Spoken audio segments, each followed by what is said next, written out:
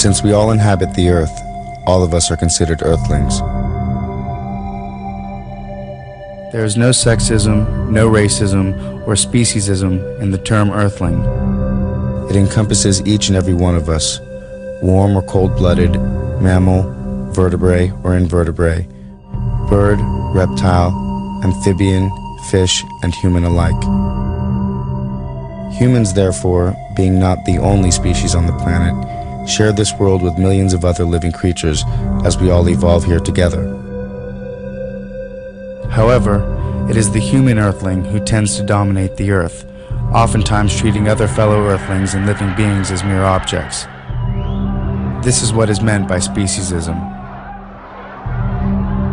By analogy with racism and sexism, the term speciesism is a prejudice or attitude of bias in favor of the interest of members of one's own species and against those of members of other species.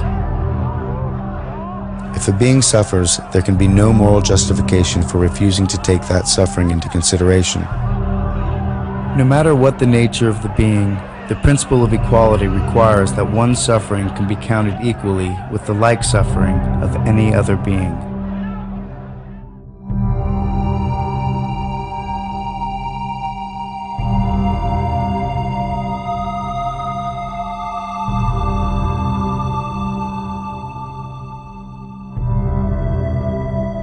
Racists violate the principle of equality by giving greater weight to the interests of members of their own race when there is a clash between their interests and the interests of those of another race.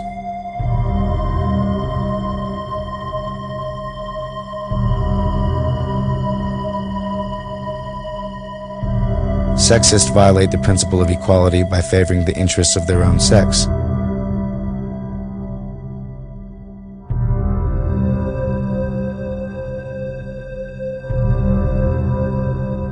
Similarly, speciesists allow the interests of their own species to override the greater interests of members of other species.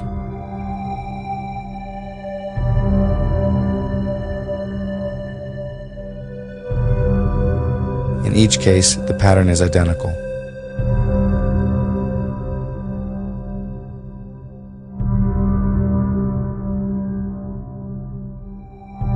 Though among the members of the human family we recognize the moral imperative of respect, every human is a somebody, not a something. Morally disrespectful treatment occurs when those who stand at the power end of a power relationship treat the less powerful as if they were mere objects.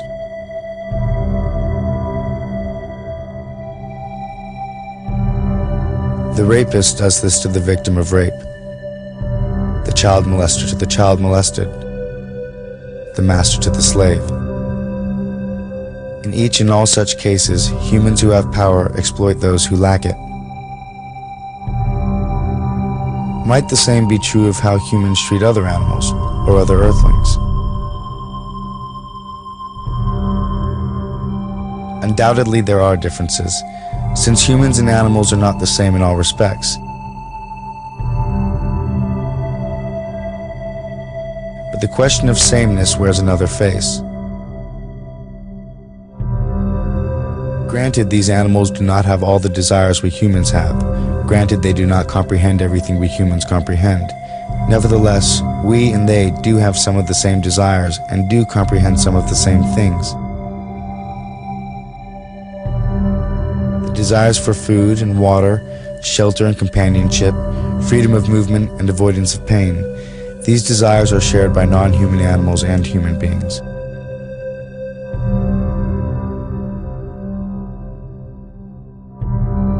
As for comprehension, like humans, many non-human animals understand the world in which they live and move. Otherwise, they could not survive. So beneath the many differences, there is sameness. Like us, these animals embody the mystery and wonder of consciousness. Like us, they are not only in the world, they are aware of it. Like us, they are the psychological centers of a life that is uniquely their own. In these fundamental respects, humans stand on all fours, so to speak, with hogs and cows, chickens and turkeys. What these animals are due from us, how we morally ought to treat them, are questions whose answer begins with the recognition of our psychological kinship with them. So the following film demonstrates in 5 ways just how animals have come to serve mankind, lest we forget.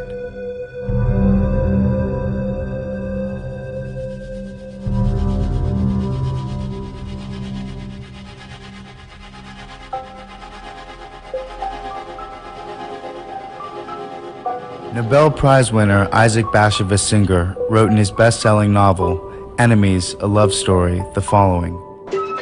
As often as Herman had witnessed the slaughter of animals and fish, he always had the same thought. In their behavior toward creatures, all men were Nazis. The smugness with which man could do with other species as he pleased exemplified the most extreme racist theories. The principle that might is right. The comparison here to the Holocaust is both intentional and obvious. One group of living beings anguishes beneath the hands of another. Though some will argue the suffering of animals cannot possibly compare with that of former Jews or slaves, there is in fact a parallel. And for the prisoners and victims of this mass murder, their Holocaust is far from over.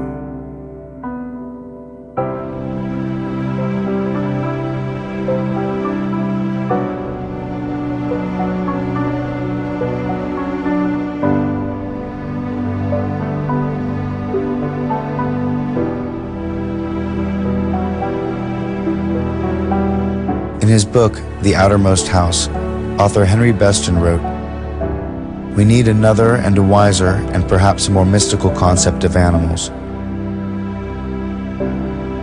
Remote from universal nature and living by complicated artifice, man in civilization surveys the creatures through the glass of his knowledge and sees thereby a feather magnified and the whole image in distortion.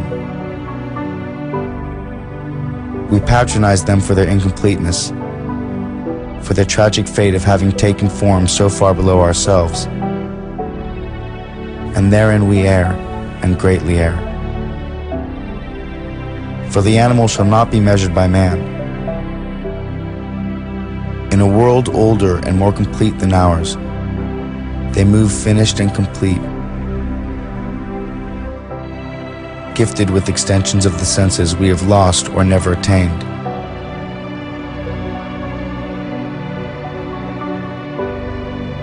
Living by voices we shall never hear.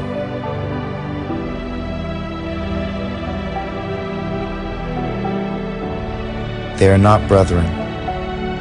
They are not underlings. They are other nations, caught with ourselves in the net of life and time, fellow prisoners of the splendor and travail of the earth."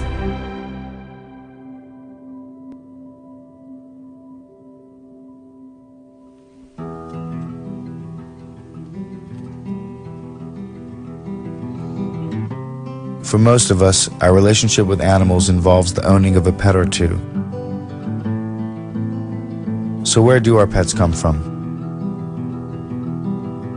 Of course, one of the most obvious ways animals serve man is as companions. For these pets, it starts with a breeder. Though not all breeders are considered professional. In fact, in this profession, just about anyone and everyone can be a breeder. For pet stores, most of their animals are acquired from puppy mills, even if they may not know it.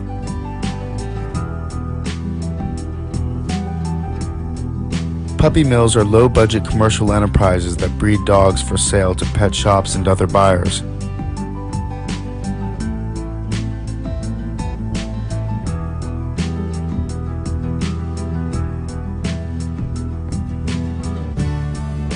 They are often backyard operations that expose animals to filthy, overcrowded conditions with no veterinary care or socialization.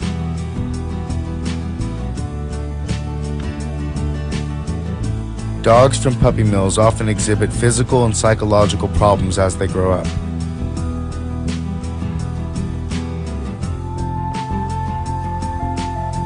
Strays, if they are lucky, will be picked up and taken to a shelter or pound where they can only hope to find a new home again.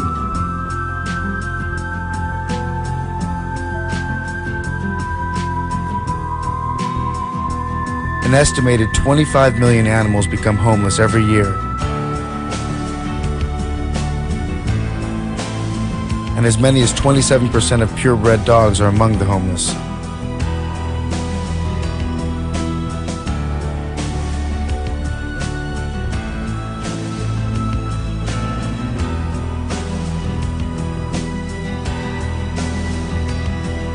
Of these 25 million homeless animals, an average of 9 million die on the streets from disease,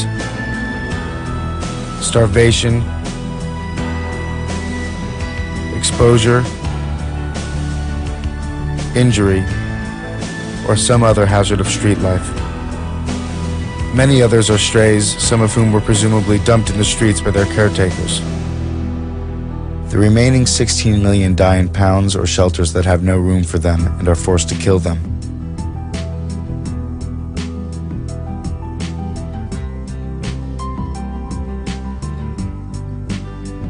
Sadly, on top of all this, almost 50% of the animals brought to shelters are turned in by their caretakers.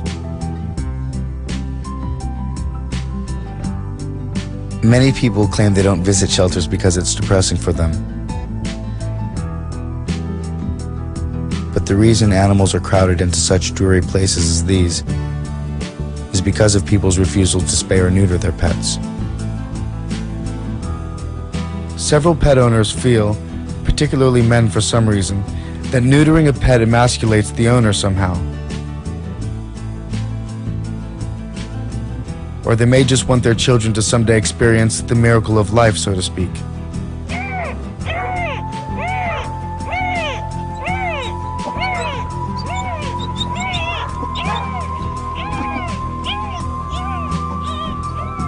In either case, pet owners like these unknowingly take part in the euthanasia of over 60,000 animals per day. Euthanasia, generally defined as the act of killing painlessly for reasons of mercy, is usually administered by an injection in the leg for dogs and sometimes in the stomach for cats.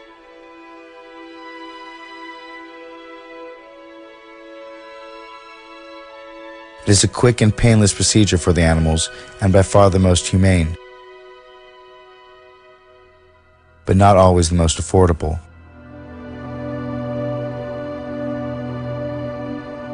Due to the increase of euthanasia in shelters and the growing, constant demand for drugs like Euthasol, some shelters with budget constraints are forced to use gas chambers instead.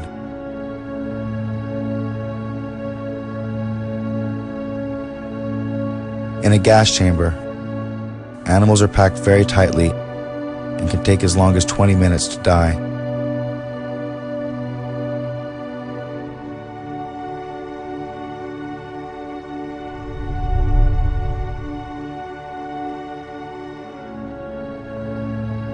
It is by far less merciful, more traumatic and painful, but the procedure is less expensive.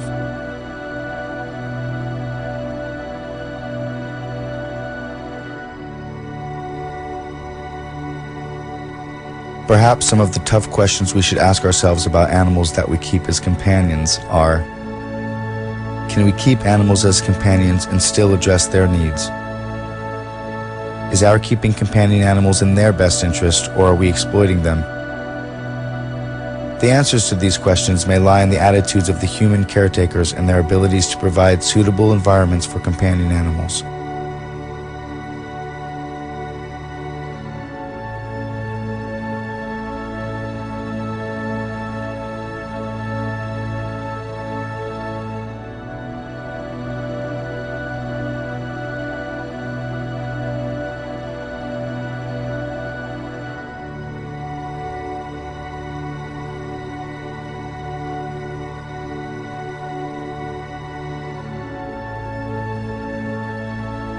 Most human beings are speciesists.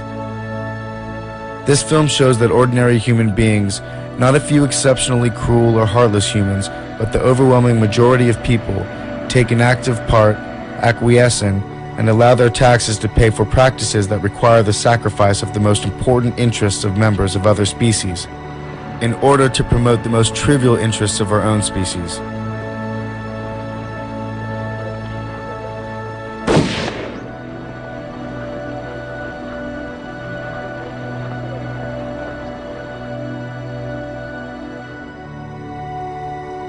The hope for the animals of tomorrow is to be found in a human culture which learns to feel beyond itself.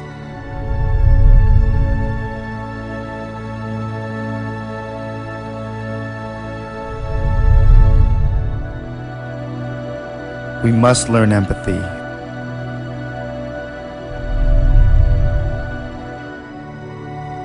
We must learn to see into the eyes of an animal and feel that their life has value because they are alive.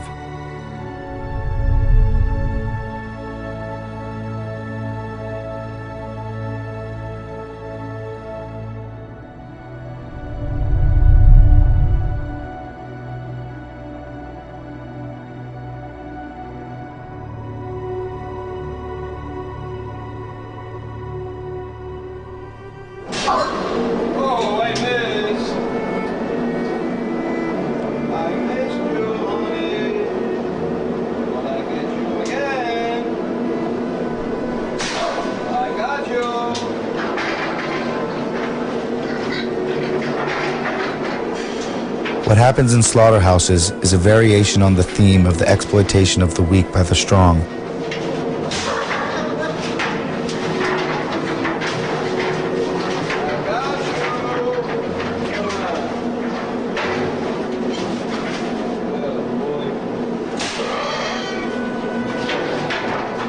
More than 10,000 times a minute, in excess of 6 billion times a year, just in the United States, life is literally drained from so-called food animals.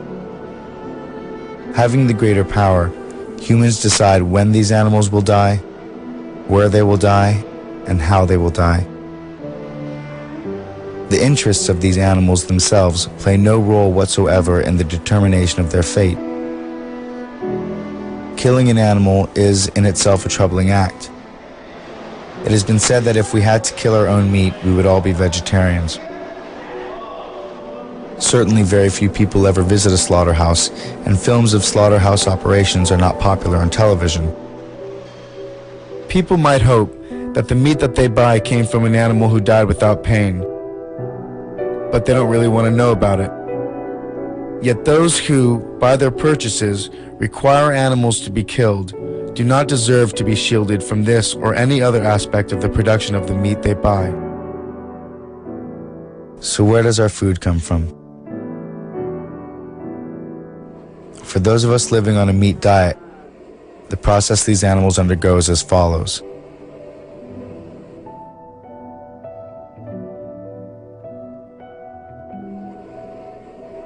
For beef, the animals are all branded. In this instance, on the face.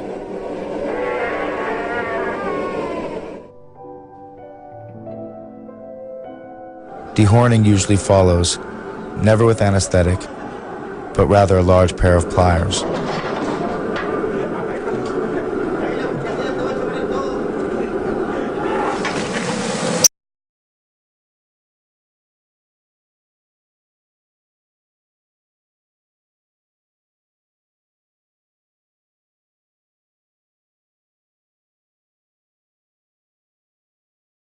Into trucks. Heat, freezing temperatures, fatigue, trauma, and health conditions will kill some of these animals en route to the slaughterhouses. Milking cows are kept chained to their stalls all day long, receiving no exercise. Pesticides and antibiotics are also used to increase their milk productivity.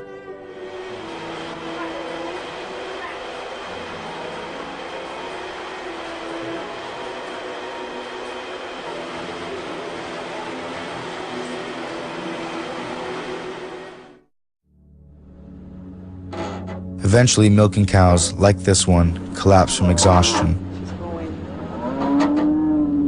Normally, cows can live as long as 20 years, but milking cows generally die within 4,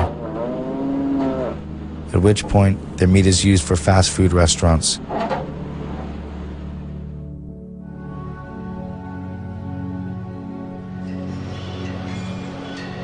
At this slaughterhouse, the branded and dehorned cattle are brought into a stall. The captive bolt gun, which was designed to reduce animals unconscious without causing pain, fires a steel bolt that is powered by compressed air or a blank cartridge right into the animal's brain.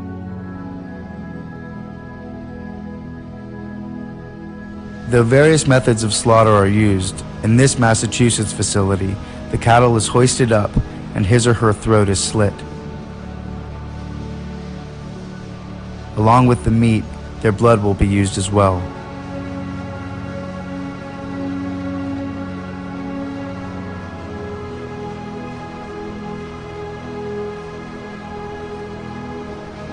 Though the animal has received a captive bolt to the head, which is supposed to have rendered him or her senseless, as you can see, the animal is still conscious. This is not uncommon. Sometimes they are still alive even after they have been bled and are well on their way down the assembly line to be butchered.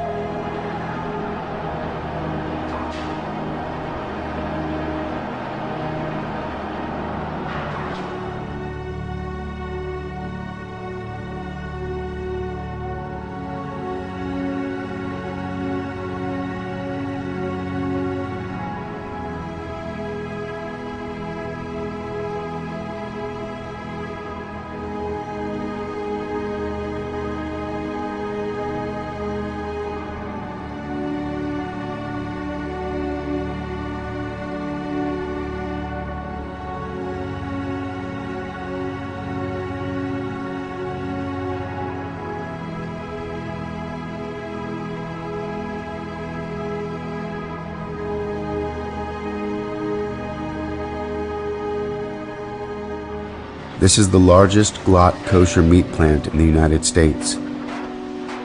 Glot, the Yiddish word for smooth, means the highest standard of cleanliness.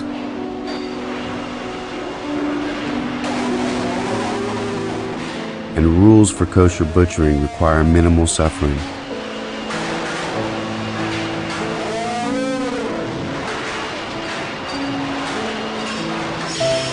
The use of electric prods on immobilized animals is a violation.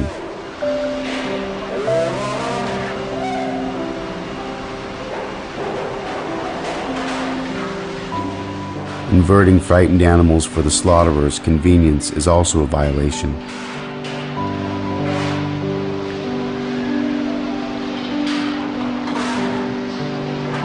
The inversion process causes cattle to aspirate blood or breathe it in after incision.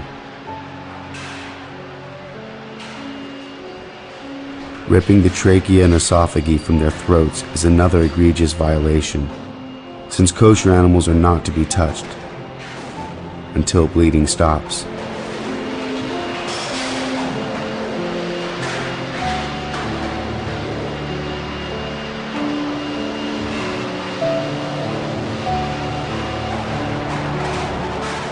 And by dumping struggling and dying steers through metal chutes onto blood-soaked floors, with their breathing tubes and gullets dangling out.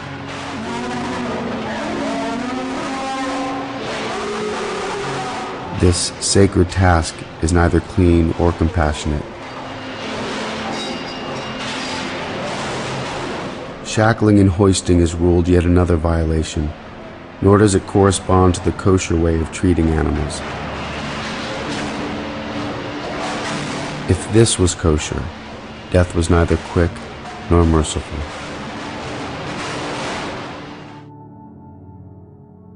Veal, taken from their mothers within 2 days of birth, are tied at the neck and kept restricted to keep muscles from developing.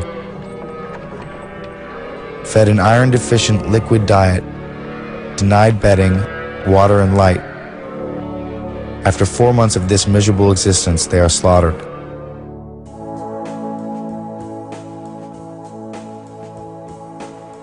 Sows in factory farms are breeding machines, kept continually pregnant by means of artificial insemination. Large pig market factories will manufacture, as they like to call it, between 50,000 and 600,000 pigs a year each.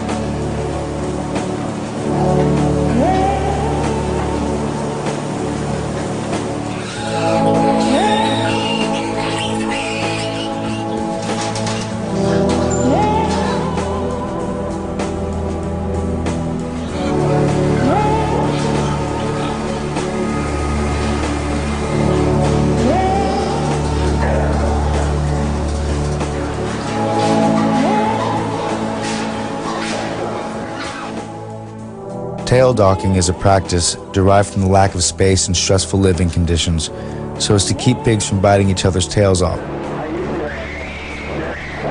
This is done without anesthetic. Ear clipping is a similar procedure, also administered without anesthetic.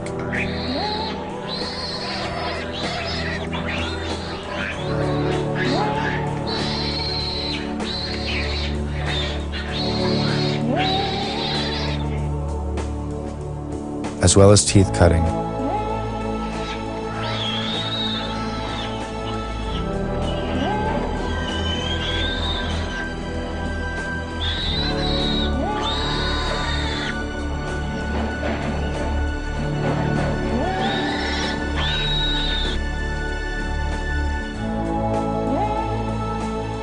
Castration is also done without painkillers or anesthetic, and will supposedly produce a more fatty grade of meat.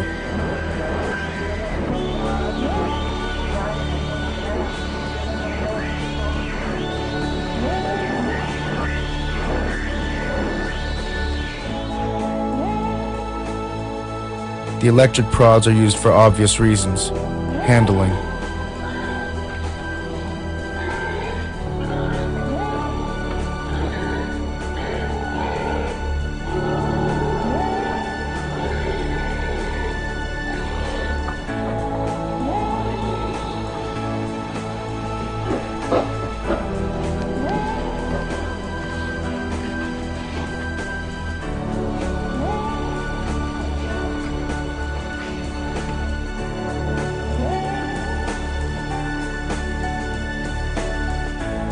Electrocution is another method of slaughter, as seen here.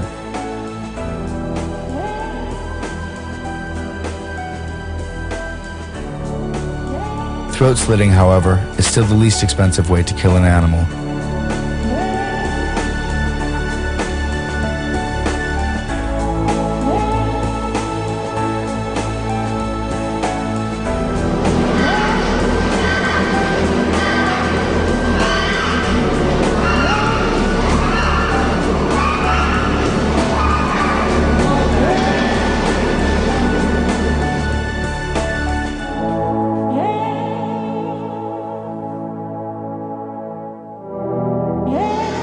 After knife sticking, pigs are shackled, suspended on a bleed rail, and immersed in scalding tanks to remove their bristle.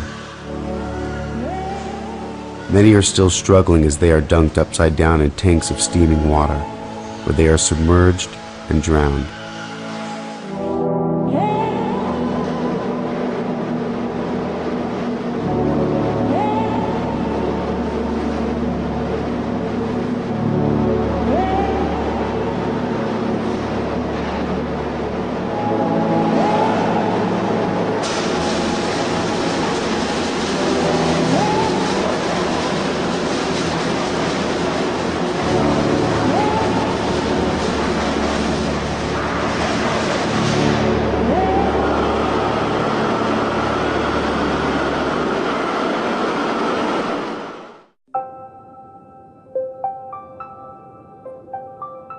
In regard to poultry, Americans currently consume as much chicken in a single day as they did in an entire year in 1930.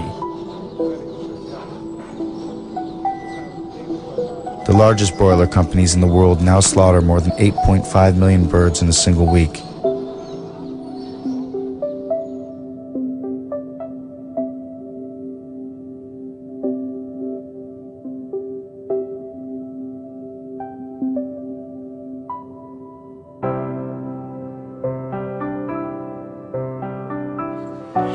Debeaking prevents feather pecking and cannibalism in frustrated chickens, caused by overcrowding in single areas where they are unable to establish a social order.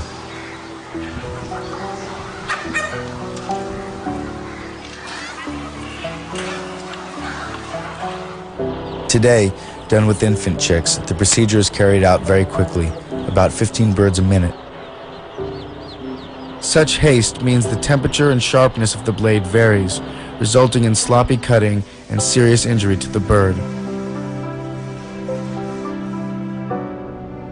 As for their living conditions, anywhere from 60 to 90,000 birds can be crowded together in a single building.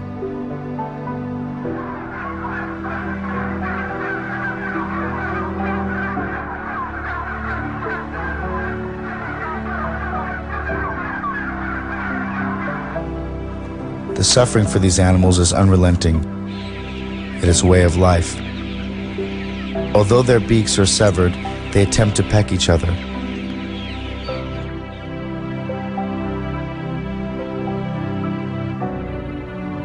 For hens, they live in a laying warehouse, crammed inside so-called battery cages.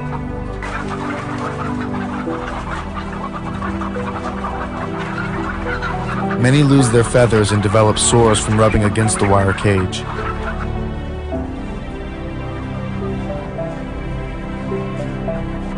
Crowding prevents them from spreading their wings, and the hens cannot even fulfill minimal natural instincts.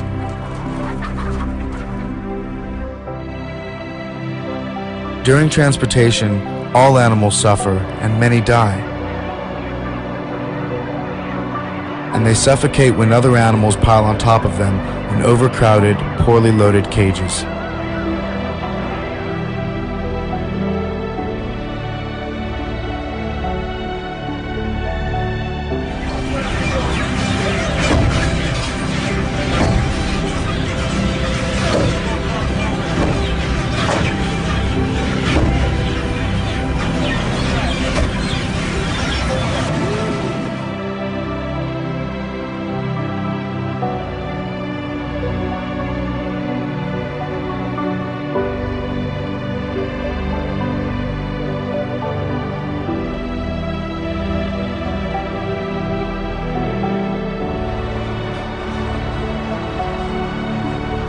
Chickens and turkeys are slaughtered in numerous ways. Some may be clubbed to death or have their heads cut off.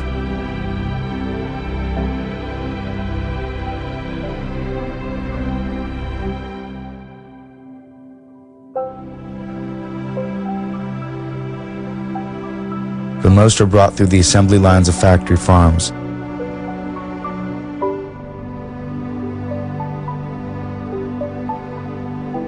Dangled upside down on a conveyor belt, their throats are slit, and they are left to bleed to death.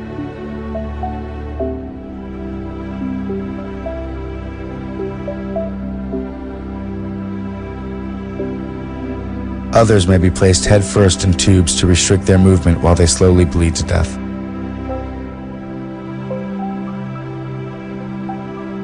Surely, if slaughterhouses had glass walls, would not all of us be vegetarians? But slaughterhouses do not have glass walls. The architecture of slaughter is opaque, designed in the interest of denial, to ensure that we will not see even if we wanted to look. And who wants to look? Go, motherfucker!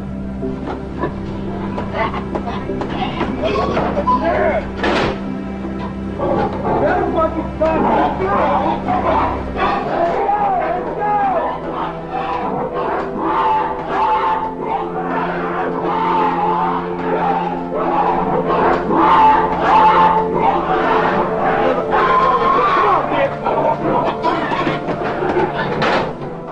It was Emerson who observed more than 100 years ago, "You have dined, and however scrupulously the slaughterhouse is concealed in the graceful distance of miles, there is complicity." Fucking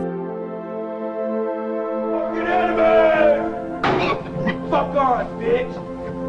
Fuck on, bitch! Fucking enemy!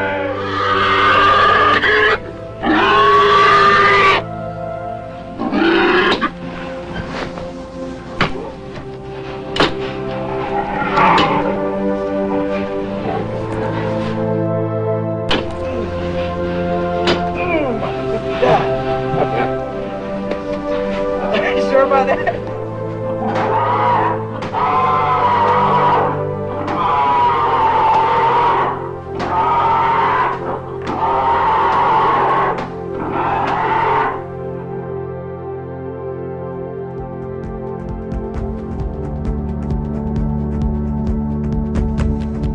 And for those who think eating seafood is healthier than land animals, just remember how much irretrievable waste and contaminated sediments are dumped into our oceans. In the past, oil, nuclear, and chemical industries have done little for the protection of marine environments. And dumping on or under the seabed has always proved a convenient place to dispose of inconvenient wastes.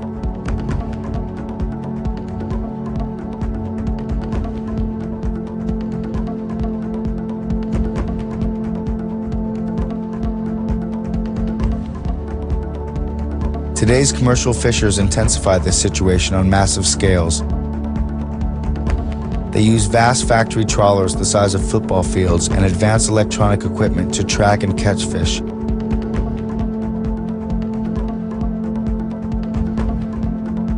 Huge nets stretch across the ocean, swallowing up everything in their path.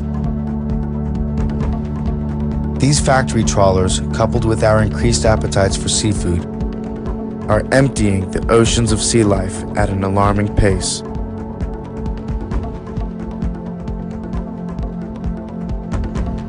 Already 13 of the 17 major global fisheries are depleted or in serious decline. The other 4 are overexploited or fully exploited.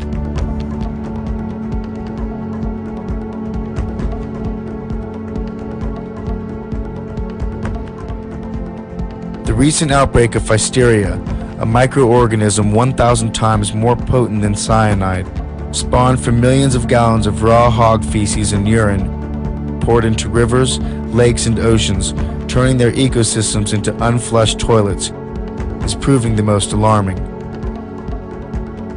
Threatening sea life and humans alike, Pfiesteria has killed over 1 billion fish, the Southeast's largest fish kill on record, and it's spreading.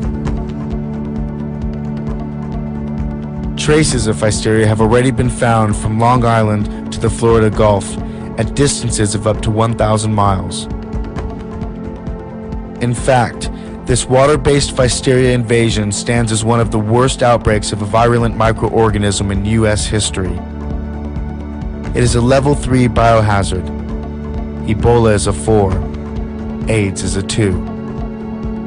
And this bug mutated as a direct result of our mass consumption of animals, particularly pork. With hog farms fattening millions of pigs for slaughter, grain goes in and waste comes out. This waste finds its way into our oceans and water supply systems, contaminating the animals that live in it, as well as those who eat from it.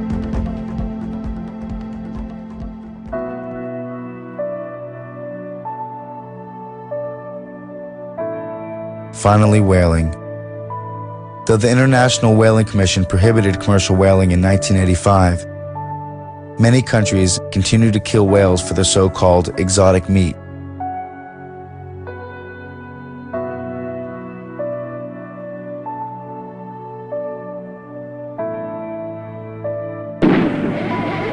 They use harpoons, firearms, blunt hooks, even explosives, or drive them into authorized whaling bays where they are made to beach and can be killed with knives in the shallows.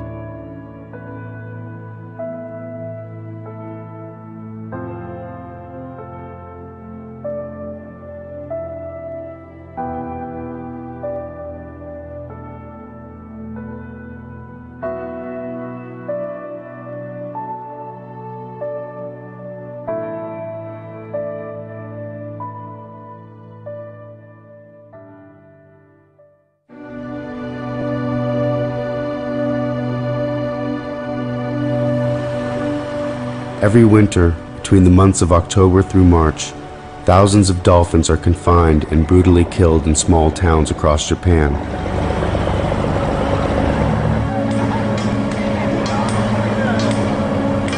Sounding rods beneath the water's surface interfere with the dolphin sonar.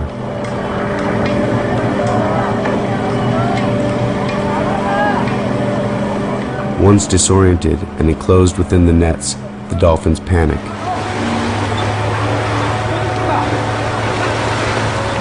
Fishermen often injure a few captive dolphins with a spear thrust or knife slash, since dolphins never abandon wounded family members. Mothers and babies call out in distress as they are separated, hoisted up and dragged off, soon to be mercilessly hacked to death.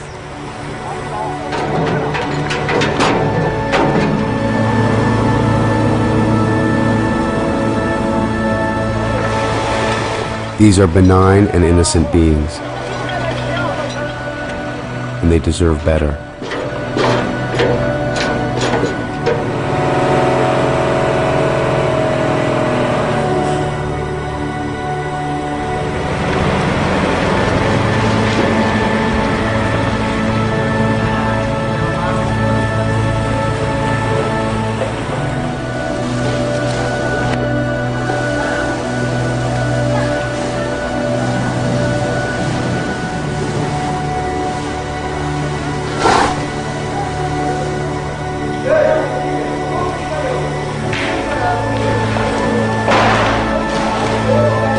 Yet here, as they lay stricken and needful, writhing helplessly on cement floors, they are cut open with machetes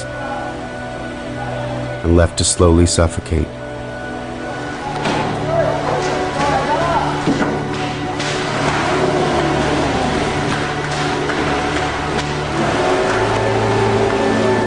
Convulsing and contorting in the throes of agony, while school children walk on by.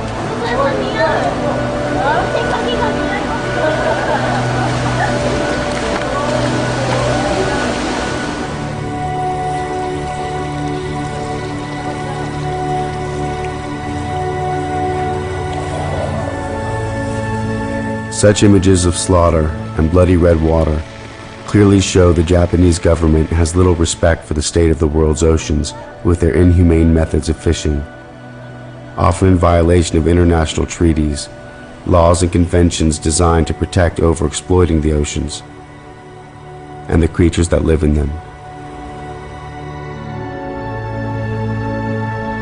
Dolphin meat is later sold in markets and restaurants, though often mislabeled as whale meat.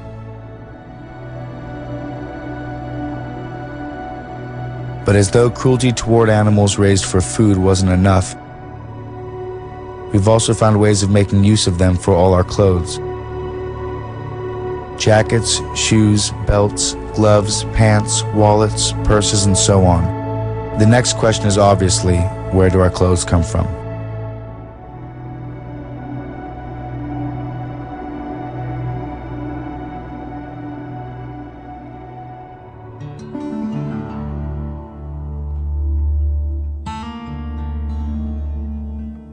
The demand for leather comes primarily from the United States, Germany, and the UK. Just about everybody wears it, with little or no thought of where it came from. Thousands of India cows are slaughtered each week for their skins, purchased from poor families in part of rural India who sell them only after the assurance that the animals will live out their lives on farms.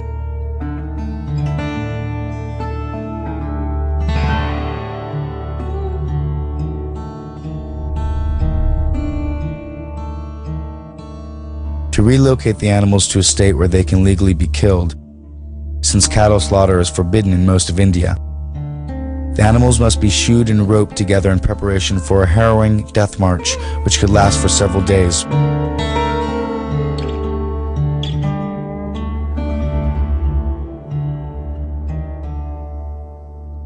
Forced to walk through the heat and dust without food or water, coupled with the sheer stress of this terrifying experience for them, many of the animals collapse and are unable to continue.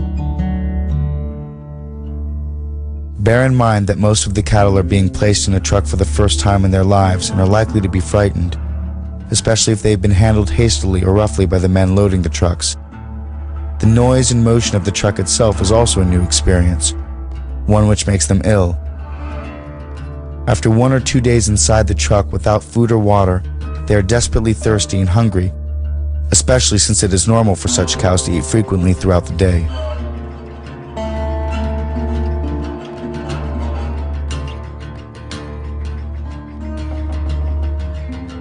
But when the cattle become weary and grow faint, the bones in their tails are broken in an effort to get them back up on their feet. This is done by repeatedly pinching the tail in several areas.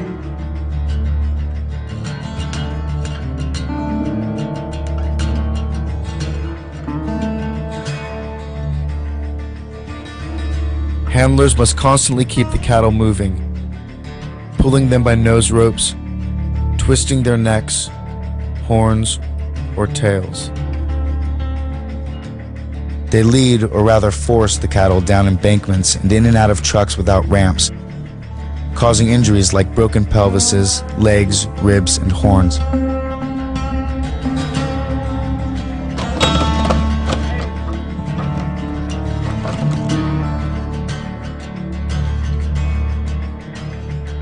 Chili pepper and tobacco are also used to keep the animals walking. This practice is done by rubbing the pepper directly into their eyes in order to stimulate the animal back onto his or her feet.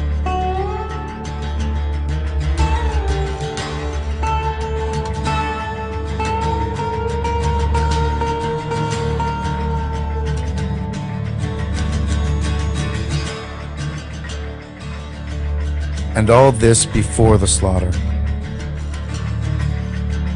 As many as half of the animals will already be dead by the time they arrive at the slaughterhouse.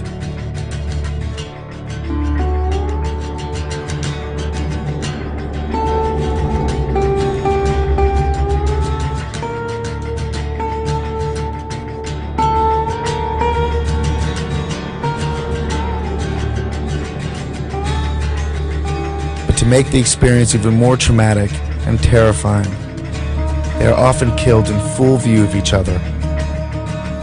And instead of the required quick slice across the throat with a sharp knife, they are generally killed through hacking and sawing with a dull blade.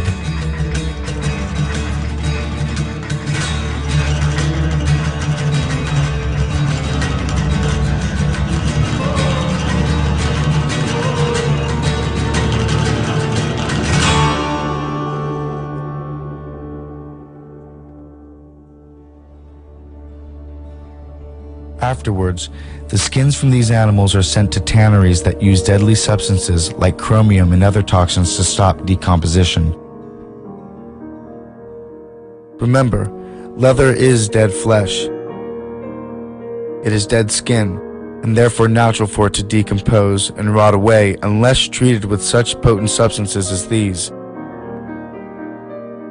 And for people, the health effects of such chemicals and tanneries in lieu of the continued demand for leather goods is yet another issue.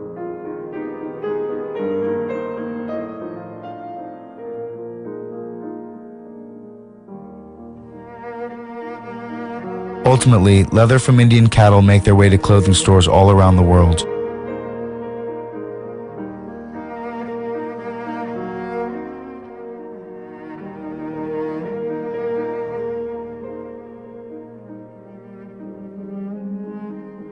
Most major chains sell Indian leather. Leather that comes from completely different cows than those we eat.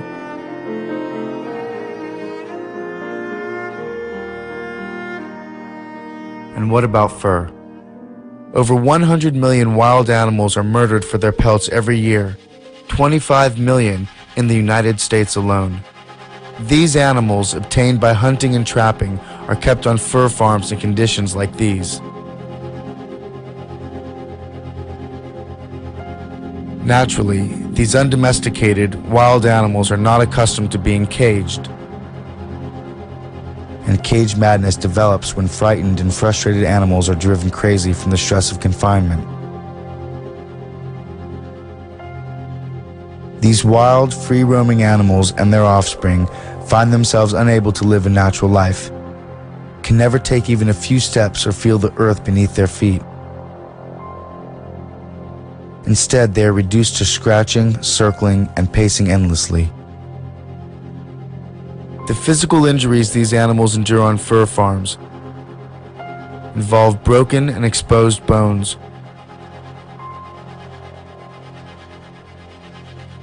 blindness, ear infections, dehydration and malnutrition, exposure to freezing temperatures, lack of veterinary care, and slow death.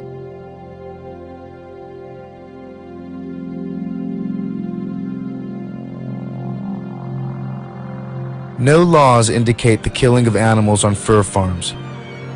Therefore, the least expensive methods are the most appealing. Carbon monoxide poisoning, strychnine, suffocation, breaking the neck, and anal electrocution are some of the more common methods used. Removed from his or her cage with a heavy neck pole, the animal is walked past the rows of bodies of slaughtered foxes, sables, raccoons, and wolves, among others. Death by anal electrocution is a crude process that requires a probe to be inserted in the rectum while the animal bites down on a metal conductor.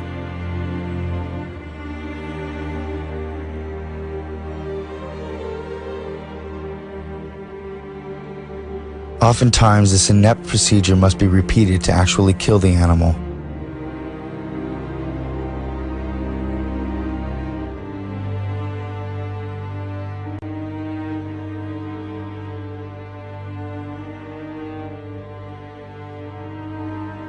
And the skin carcasses seen here will later be ground up and fed to the animals still caged.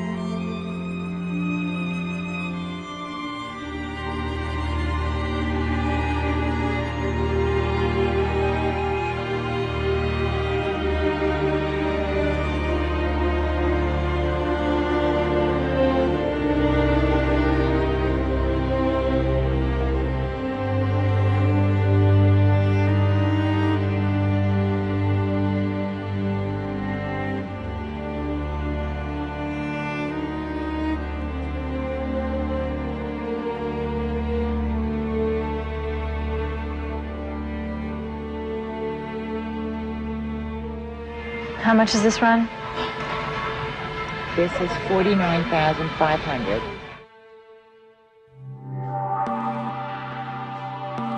And so we move on to entertainment. Mark Twain once said, "Of all the creatures ever made, he, man, is the most detestable. He's the only creature that inflicts pain for sport, knowing it to be pain."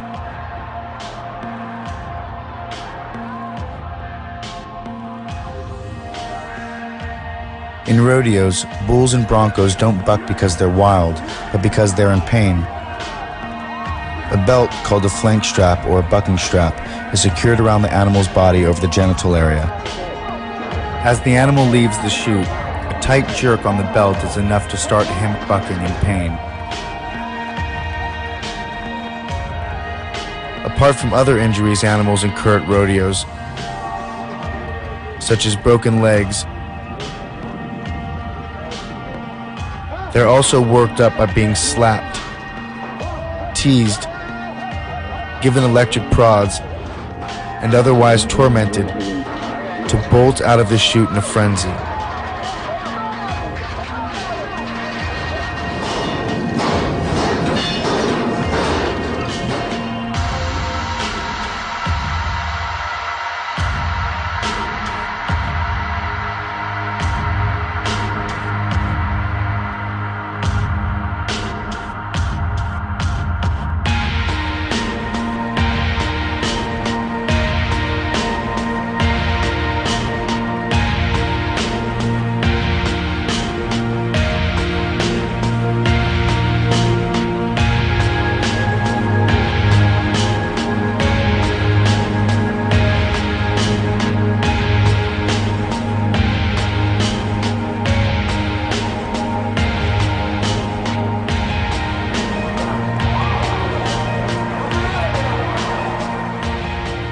Roping, as seen here, involves throwing a rope around the neck of a frightened animal running full speed, jerking the poor creature to a halt, and slamming him or her to the ground.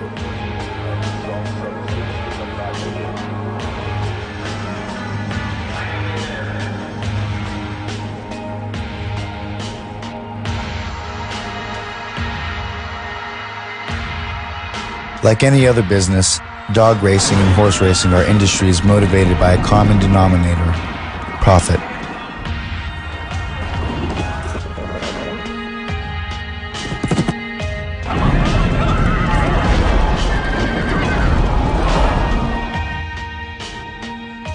At fairgrounds across the country, animals are used to race, bet with, and spectate over.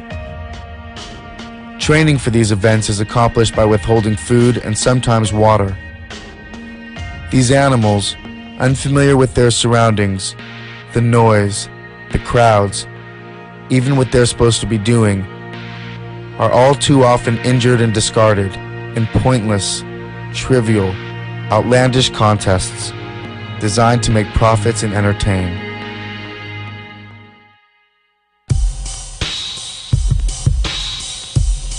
Besides loss of habitat, hunting is the #1 threat to wildlife today. Hunters kill over 200 million animals every year. Deer, rabbits, and squirrels top the list of desirable targets. There is no denying it. If hunting is a sport, it is a blood sport. The targets are living, and they undergo violent deaths.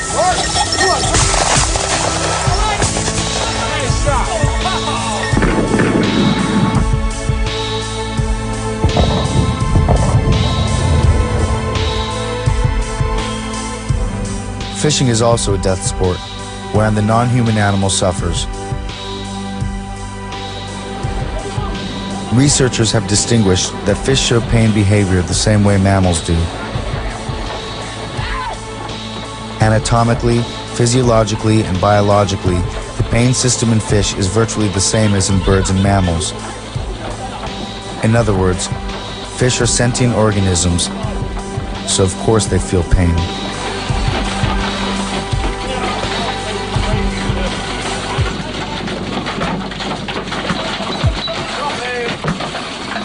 For those who think fish die gentler deaths, consider that their sensory organs are highly developed.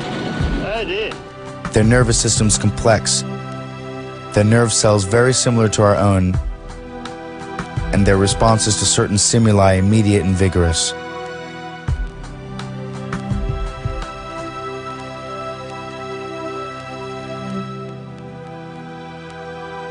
When going to the circus, rarely do we stop for a moment and consider what incites an animal to do something unnatural, even dangerous, such as jumping through flames, balancing on one foot, or diving into water from shaky platforms high in the air.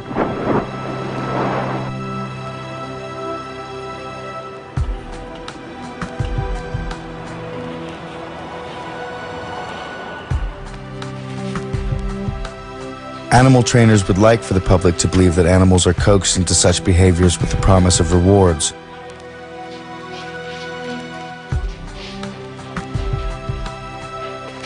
But the truth is that animals perform because they fear punishment.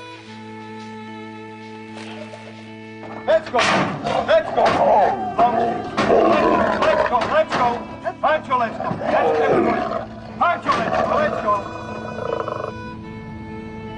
In essence, circuses condemn animals who are wild by nature to live out their days isolated in tiny, barren cages, denied normal exercise and socialization, shuttled around from place to place,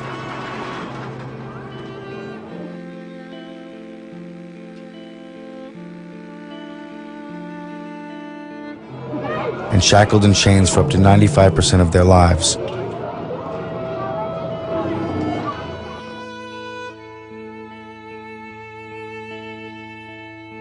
Elephants are taught to perform with positive reinforcement and never hit. Never hit. Never, never, never will you see anyone use the ankus as anything other than a guide or a tool.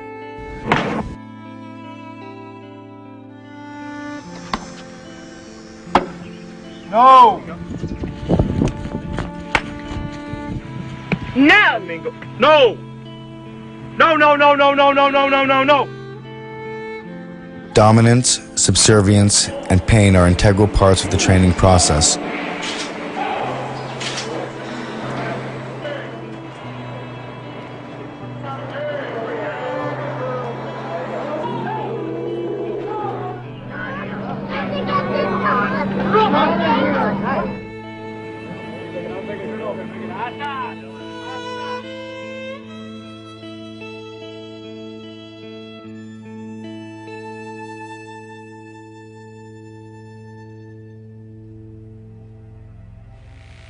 Hurt him. Don't touch him.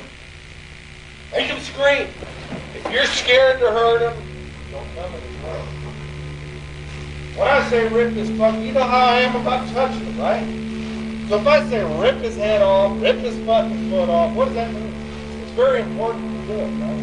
You know, when he starts squirming too fucking much, both fucking hands, boom! Right under that chin. Sit, and you better back up. And when he fucks around too much, don't grab that leg.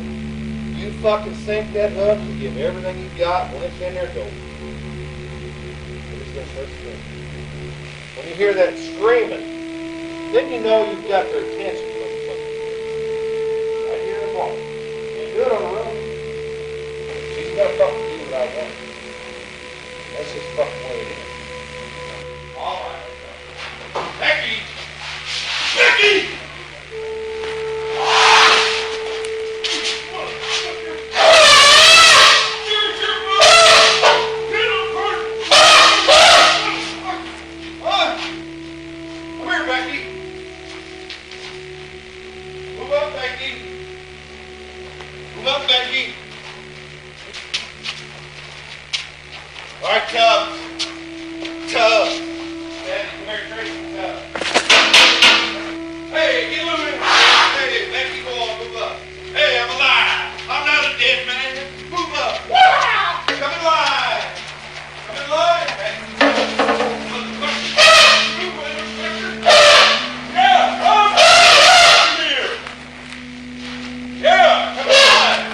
Tommy, why do they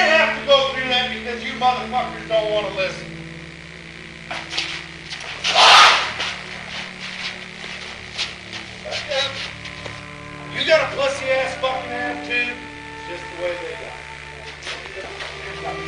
What do you want?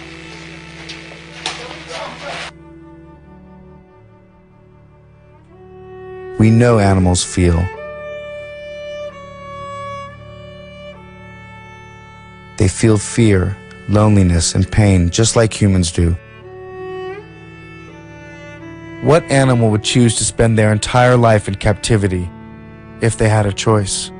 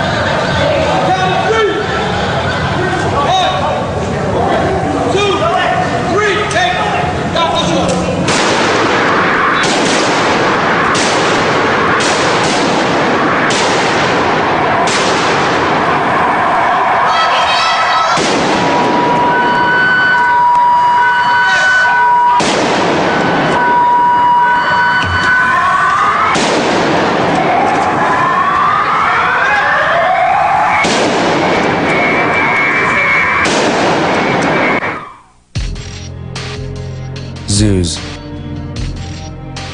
Are zoos valuable, educational, and conservation institutions? Sure, zoos are interesting, but they are only educational in the sense that they teach a disregard for the natures of other living beings. Besides, what can we learn about wild animals by viewing them in captivity? Zoos exist because we are intrigued by exotic things. And to zoo goers, zoo animals are just that, things. In both cases, at circuses or zoos, wild and exotic animals are captured, caged, transported, and trained to do what humans want them to do.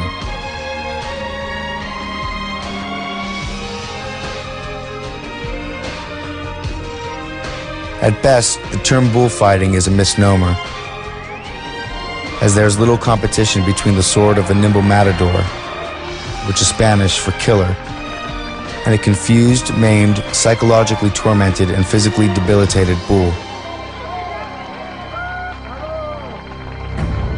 Many prominent former bullfighters report that bulls are intentionally debilitated with tranquilizers and laxatives, beatings to the kidneys, and heavy weights hung around their necks for weeks before a fight.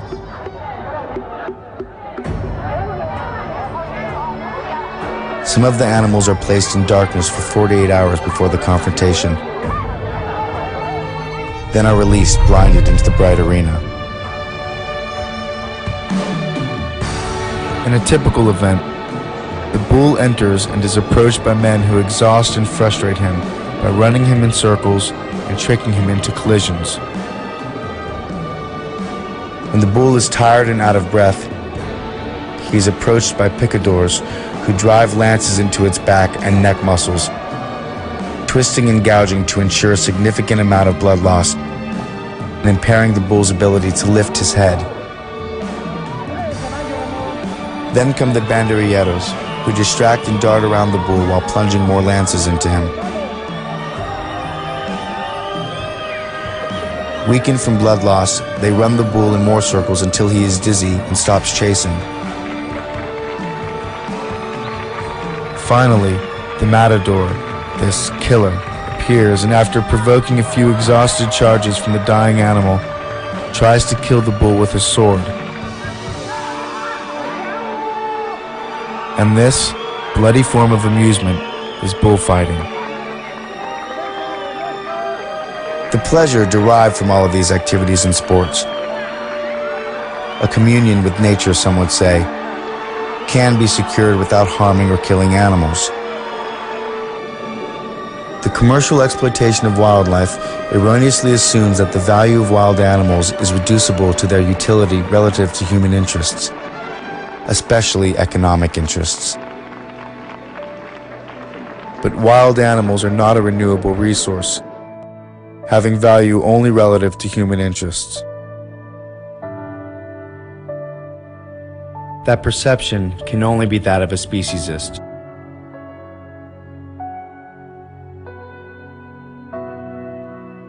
Nevertheless, these practices exist only because we do not take seriously the interests of other animals.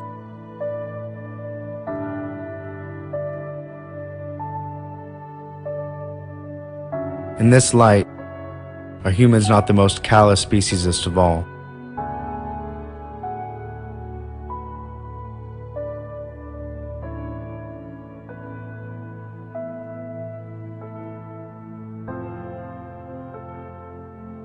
The term vivisection is used to apply to all types of experiments on living animals and is said to be a form of medical science.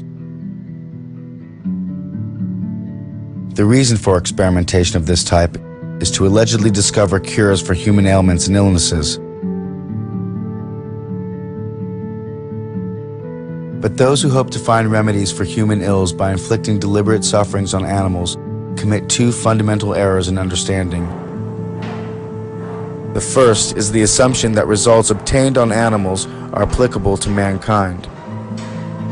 The second concerns the inevitable fallacy of experimental science in respect to the field of organic life. Since animals react differently from human beings, every new product or method tried out on animals must be tried out again on man through careful clinical tests before it can be considered safe. This rule knows no exceptions. Tests on animals are not only dangerous because they lead to wrong conclusions, but furthermore, they retard clinical investigation, which is the only valid kind. Just remember the fact that any disease deliberately provoked is unlike any disease that arises spontaneously.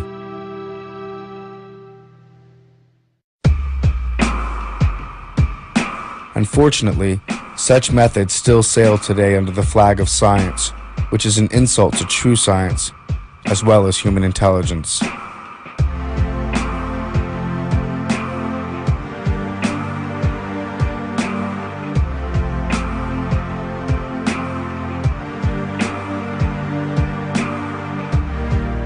And so, vivisection applies to medical experiments,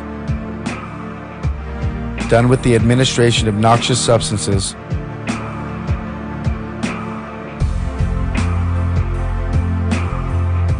electric or traumatic shocks,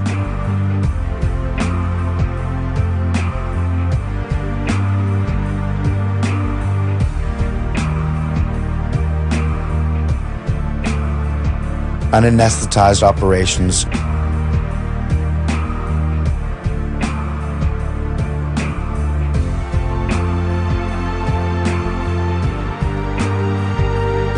burns,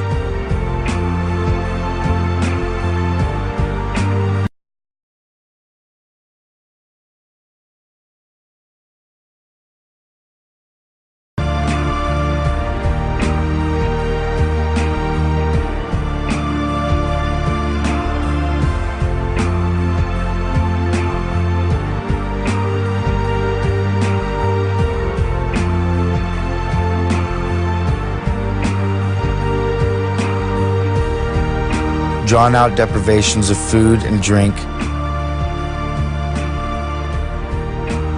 physical and psychological tortures that lead to mental imbalance, infections, and so on.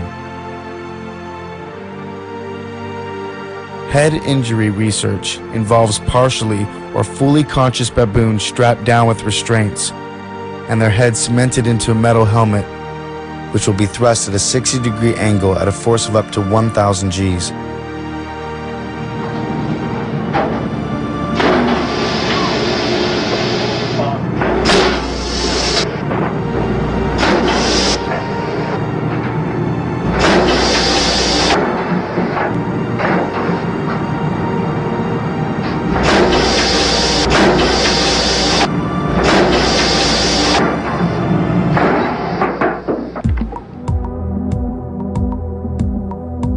The purpose of this experiment is to simulate auto crashes, football, boxing, and other head-related injuries.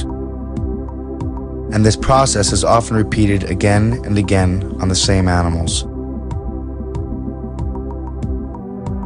And finally, military research. This one speaks for itself. From sending monkeys into outer space and testing atomic blasts on helpless dogs to exposing primates to nuclear radiation. 20 years ago, the number of animals dying of tortures through the practice of vivisection was astronomical, estimated at 400,000 per day worldwide, and growing at an annual rate of 5%. Today that number is almost beyond comprehension. 19,000 per minute, 10 billion per year.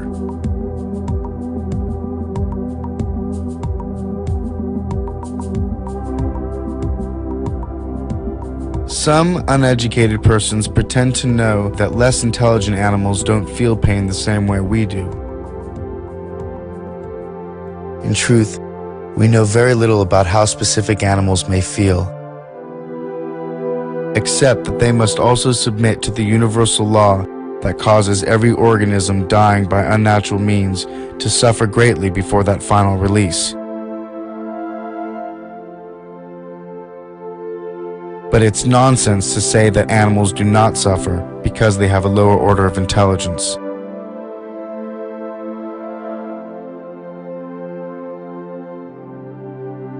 Pain is pain, conveyed by nerves to the brain, and there are other nerves than those of intelligence. Nerves such as sight, smell, touch, and hearing. And in some animals, these nerves are much more highly developed than in man.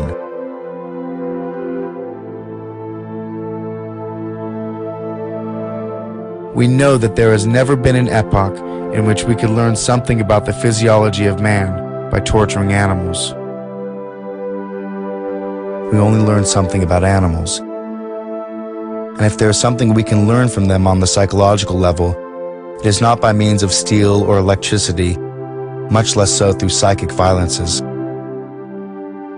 The systematic torture of sentient beings, whatever the pretext and in whatever form, cannot achieve anything more than it already has. To show us what is the lowest point of debasement man can reach.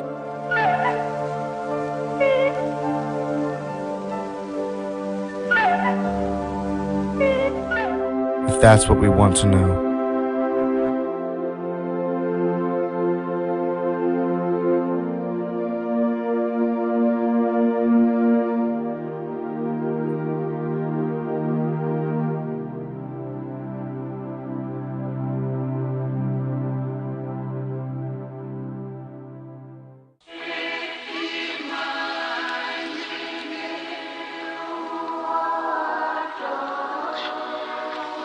Ignorance is the species' first line of defense. Yet it is easily breached by anyone with the time and determination to find out the truth. Ignorance has prevailed so long only because people do not want to find out the truth. "Don't tell me, you'll spoil my dinner," is the usual reply to any attempt to tell someone just how that dinner was produced. Even people who are aware that the traditional family farm has been taken over by big business interests, that their clothes come from slaughtered cows, that their entertainment means the suffering and death of millions of animals, and that some questionable experiments go on in laboratories, still cling to a vague belief that conditions cannot be too bad, or else the government or the animal welfare societies would have done something about it. But it is not the inability to find out what is going on, as much as a desire not to know about facts that may lie heavy on one's conscience, that is responsible for this lack of awareness. After all, the victims of whatever it is that goes on in all these awful places are not members of one's own group.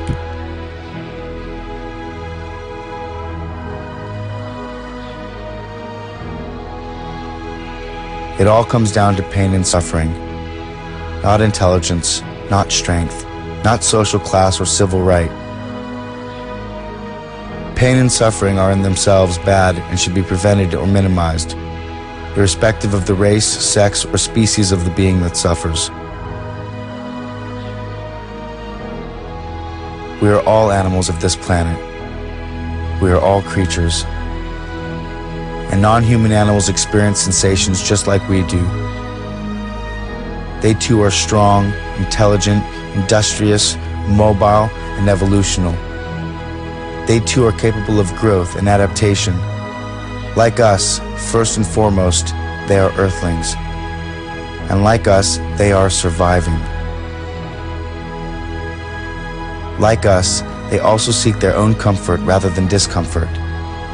And like us, they express degrees of emotion. In short, like us, they are alive. Most of them being, in fact, vertebrae, just like us.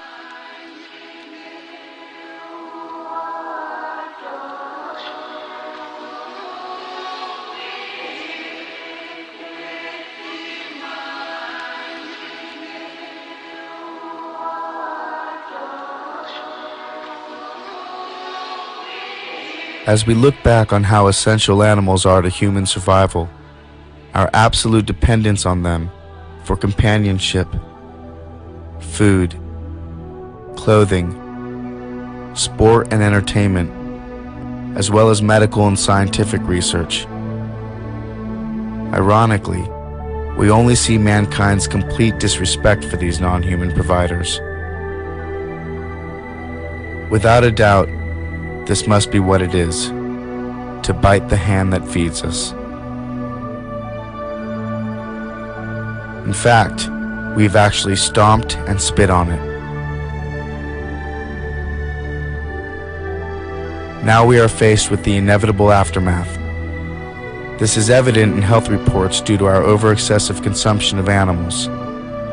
Cancer, heart disease, osteoporosis, strokes, kidney stones, anemia, diabetes, and more. Even our food has now been affected, and at its very source. With antibiotics used to promote weight gain in animals who can't gain weight under the stressful, overcrowded living conditions in factory farms. With the overuse of pesticides and insecticides, or artificial hormones designed to increase milk production, litter size, and frequency. With artificial colors, herbicides, larvicides, synthetic fertilizers, tranquilizers, growth and appetite stimulants.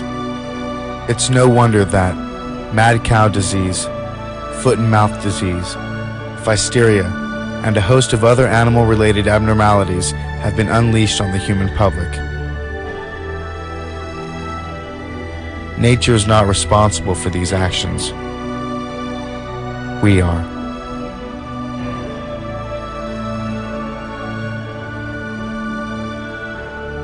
So a change is inevitable. Either we make it ourselves, or we will be forced to make it by nature itself. The time has come for each of us to reconsider our eating habits, our traditions, our styles and fashions, and above all, our thinking.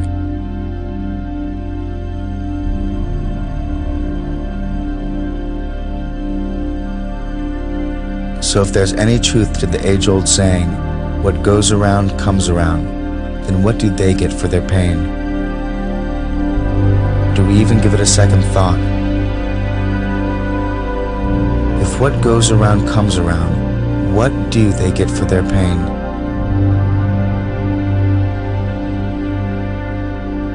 They are Earthlings. They have the right to be here just as much as humans do. Perhaps the answer is found in another age-old saying, and one equally true. We reap just what we sow.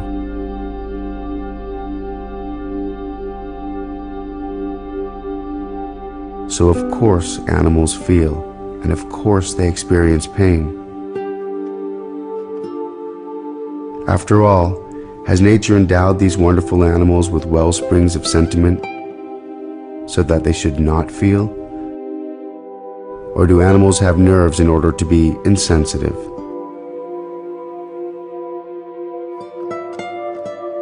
Reason demands a better answer. But one thing is absolutely certain. Animals used for food, used for clothing, used for entertainment, and in scientific experiments, and all the oppression that is done to them under the sun, they all die from pain. Each and every one. Isn't it enough that animals the world over live in permanent retreat from human progress and expansion? And for many species, there is simply nowhere else to go. It seems the fate of many animals is either to be unwanted by man or wanted too much. We enter as lords of the earth, bearing strange powers of terror and mercy alike. But human beings should love animals as the knowing love the innocent, and the strong love the vulnerable.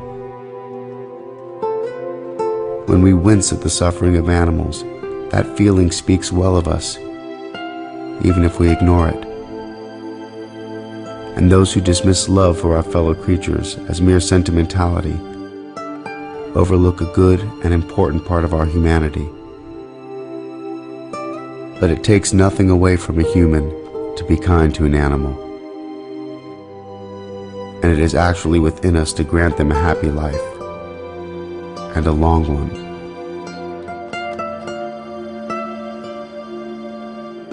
On the heath, King Lear asked Gloucester, "How do you see the world?"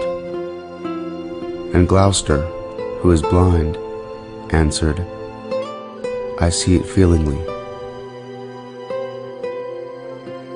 I see it feelingly." Three primary life forces exist on this planet: nature, animals,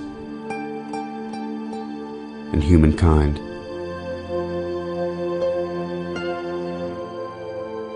We are the Earthlings. Make the connection.